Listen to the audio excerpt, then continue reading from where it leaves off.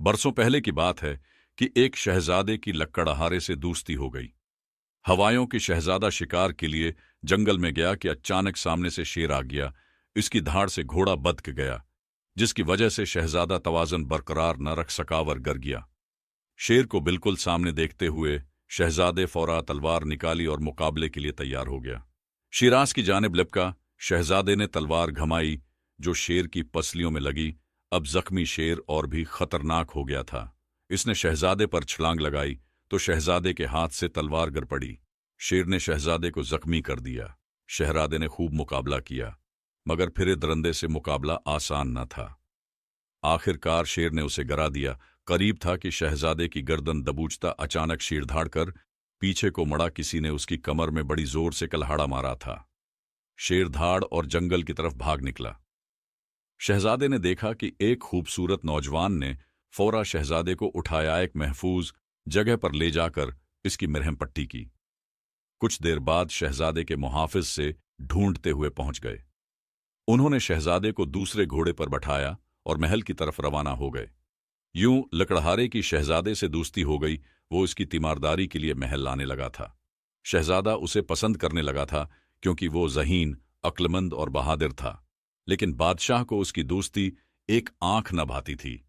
उसने शहजादे ने एहतिजाज किया कि वो मेरा मोहसिन है और बहुत अच्छे अखलाक का मालिक और ज़हीन इंसान है।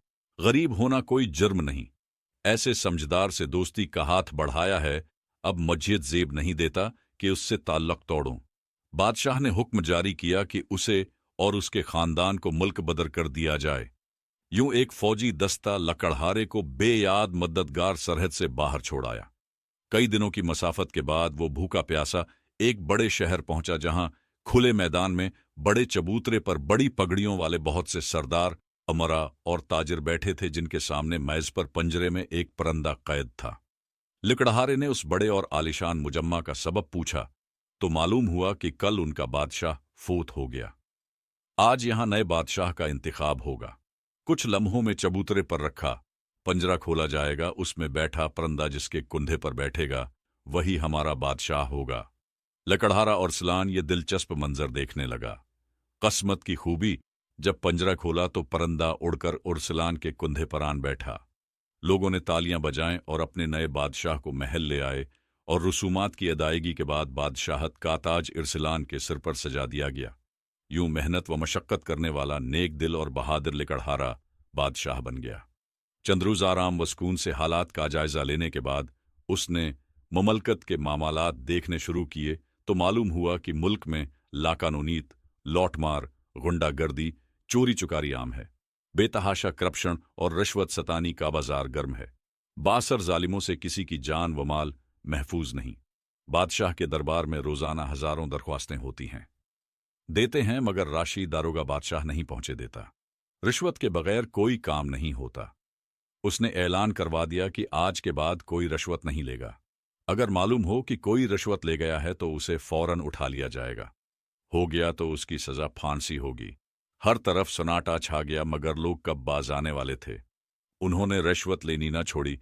जिस काप्ता चलता उसे फांसी चढ़ा दिया जाता।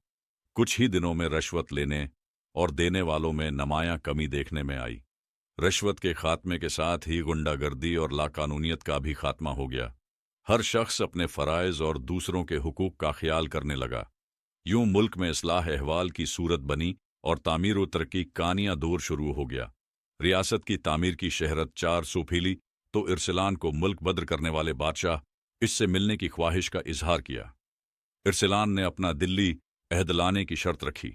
बादशाह अपने वाली अहद यानी शहजादे को लेकर बादशाह के दरबार में पहुंचा तो अपने दोस्त को देखकर हैरान रह गया।